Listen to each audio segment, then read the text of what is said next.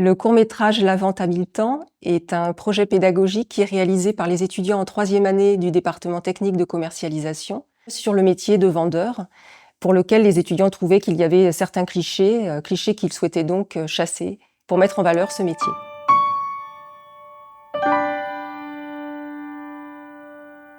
L'histoire commence dans un pub où nous pouvons voir un petit garçon qui est triste parce que ses camarades de classe se moquent de lui, il se moque du métier de son père. Et le père va donc arriver et va réconforter son fils et décide alors de lui raconter une histoire, son histoire, l'histoire du vendeur. Donc ouais, il y a une phase de réflexion en fait où je touche mon chapeau, je me demande ce que je vais pouvoir répondre à mon fils, en l'occurrence dans cette scène. Donc finalement les idées elles me viennent et je vais lui expliquer voilà, qu'au travers des personnages historiques, le commercial il a des qualités qui sont nobles. On a choisi de mettre une amorce dans le cadre. Donc le but de cette amorce, c'était de renforcer la complicité entre les générations, donc entre Henri le Petit et son père. Le chapeau, ça représente du coup la symbolique de la transmission de génération en génération, donc du père au fils. Ça fait le lien entre l'introduction du film et la conclusion. C'était bien, j'ai bien aimé. Et sauf le costume, j'ai pas trop bien aimé parce que j'aimais pas.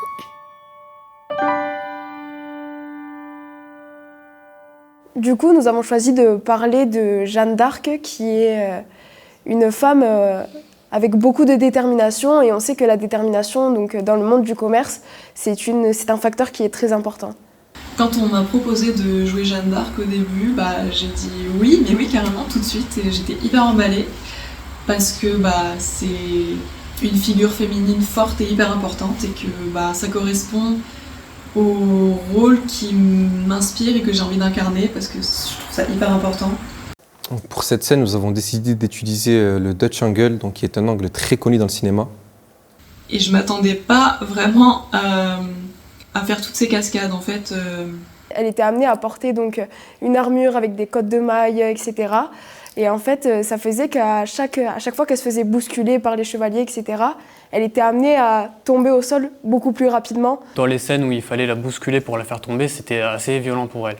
Je suis désolé Ninon, vraiment de t'avoir bousculé parce qu'on m'a demandé de jouer un méchant officier anglais et de te taper dessus. Donc j'espère vraiment que je t'ai pas fait mal malgré le fait que c'était ta première journée en tant que cascadeuse. Là, ce que j'ai remarqué, c'est que vraiment, il y a eu une ambiance familiale à l'écoute. Tout mis en place et avec la bienveillance aussi du staff, entre guillemets, du réalisateur, du metteur en scène, etc., qui était à notre écoute sur comment fonctionne un combat, comment on va pas faire tournoyer l'épée comme Conan le Barbare ou comme Aragorn. Il y a des manières de faire qui sont plus historiques et plus réalistes. Et c'est vrai que d'avoir été écouté là-dessus, on s'est senti extrêmement valorisé. Et oui, il y avait une ambiance super. Nous, ce qu'on voulait faire, donc représenter la qualité du vendeur qui est le fait qu'il soit un comédien. Donc comédien dans le sens où il peut s'adapter à sa clientèle et adopter le rôle justement qui correspond. On a décidé de représenter justement Molière directement, en fait lui qui va se voir dans le miroir. On a décidé d'habiller Molière comme du coup un comédien de la Commedia dell'arte, donc avec justement le masque qui recouvre les yeux, où en fait on n'a pas de partie au niveau de la bouche, justement parce que un vendeur c'est censé être une personne justement qui est là pour négocier, qui est là justement pour parler. Pour les images, on s'est inspiré du film Molière d'Ariane Mnouchkine, qui est du coup un très bon biopic sur Molière. C'est fou à quel point il aurait pu être de notre monde contemporain aujourd'hui, quoi. Donc je trouve ça génial, donc c'est un petit honneur de pouvoir l'incarner même quelques minutes.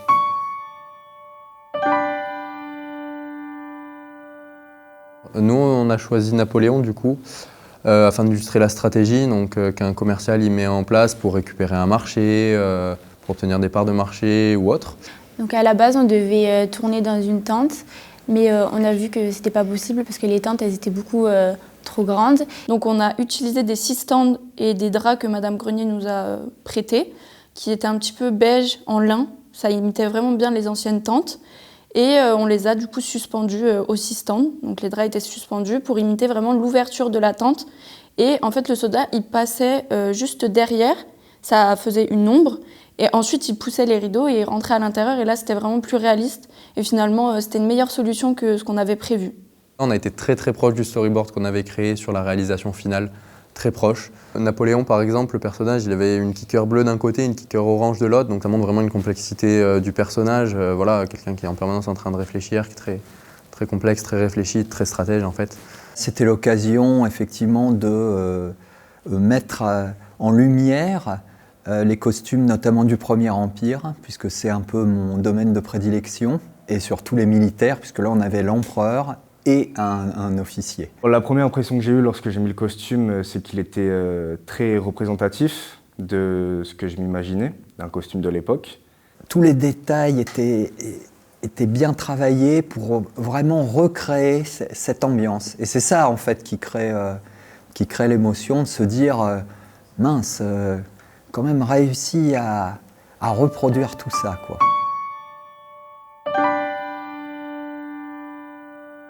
On a choisi Camille Claudel, qui est une femme qui incarne la passion dans le court-métrage. Et également, on l'a aussi choisi pour la parité des genres. Ça commence par une femme et on finit par une femme.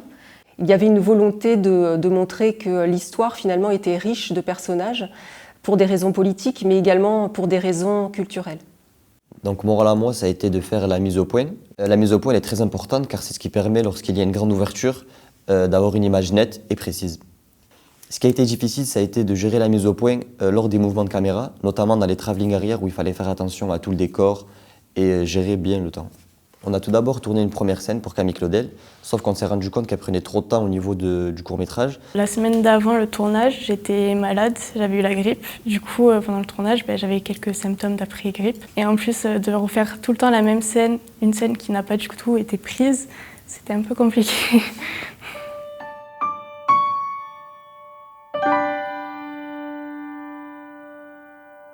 Le petit garçon du départ, devenu vendeur, qui ensuite est devenu donc grand-père et qui rencontre sur une plage une petite fille triste parce qu'elle n'arrivait pas à vendre ses gâteaux. Et après, il me donne son chapeau. C'est très bien de transmettre le savoir aux jeunes. Le choix du lieu il était stratégique car on a commencé par tourner dans un pub, donc c'est un endroit renfermé, clos. Et ensuite on a fini par tourner à la plage, donc c'est une transition. La plage, c'est ouvert, on peut partir, s'évader. C'était rigolo de voir comment on tournait un film, un court-métrage.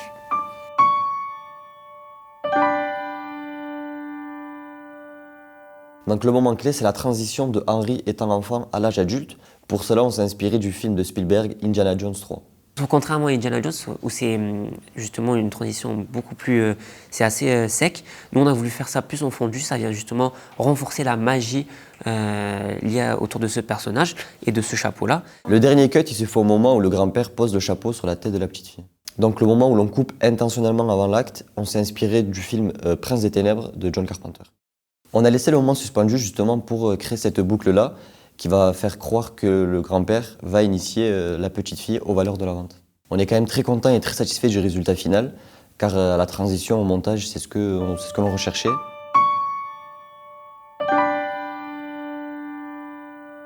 Le thème musical de la vidéo, je le voulais un petit peu mélancolique, puisque c'est l'histoire d'un père et son fils.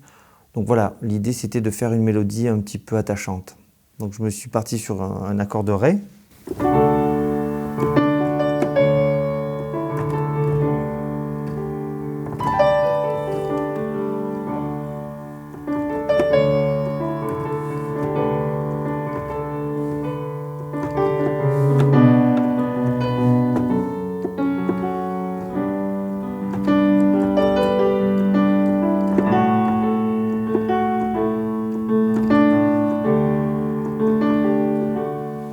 À chaque fois qu'il y a une intervention du chapeau, dès qu'on voit le chapeau, en fait, l'idée c'était d'avoir un petit côté magique, parce qu'en fait le chapeau c'est les symboles de la passation d'une génération à l'autre.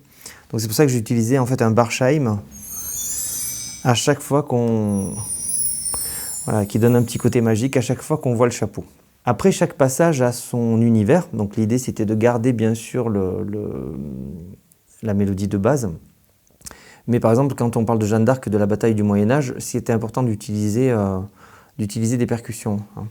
Donc là, j'avais un son de percussion très tribal, parce que je voulais donner un petit côté rentrant, un petit côté agressif, primitif, dans le côté combat. Hein.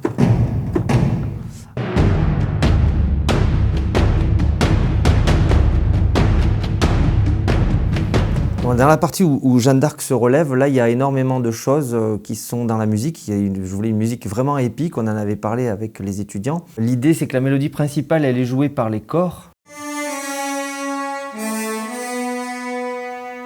Voilà. Donc, ensuite, l'idée, c'est d'accompagner cette mélodie par des violons qui sont, évidemment, très rythmés.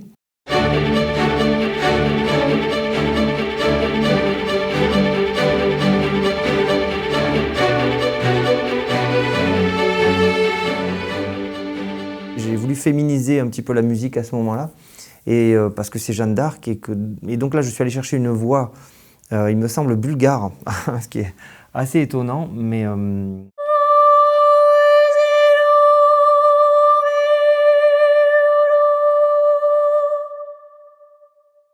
Voilà, et avec l'ensemble...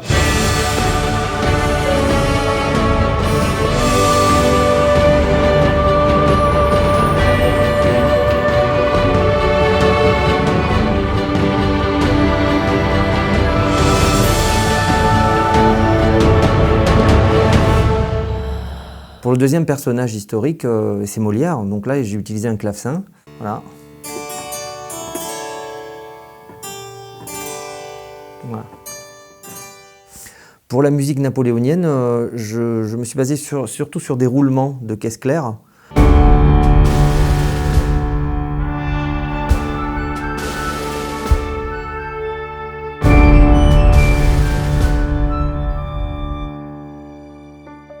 J'avais pas le petit flutio, le piccolo là que vous entendez.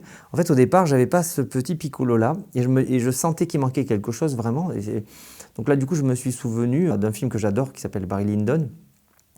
Et dedans, il y a un passage d'une bataille napoléonienne. C'est vraiment grâce à ce petit piccolo et à ce souvenir cinématographique que j'ai pu enrichir finalement définitivement la mélodie.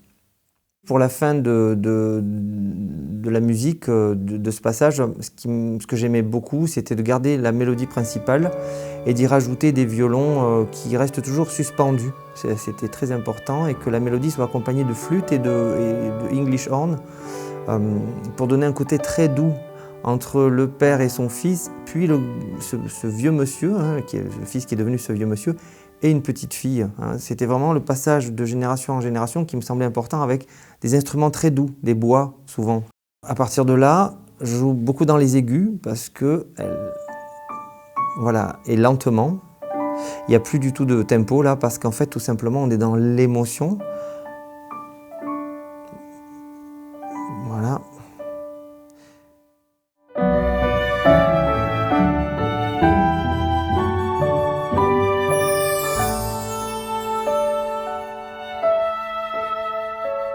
L'accord final. Voilà, donc c'était la musique de la vente à 1000 temps. C'est un beau projet qui a été réalisé par nos étudiants de 3e année, un projet grandeur nature qui leur a pris plusieurs mois dans leur scolarité. L'ambiance sur le tournage était top, l'équipe était top, et voilà. Le rendu final, j'en suis très impressionné. Je ne m'attendais pas du tout à ça. Il y a eu un gros travail de la part de tous les collaborateurs, si je peux le dire comme ça. J'ai trouvé que ça s'est très bien passé.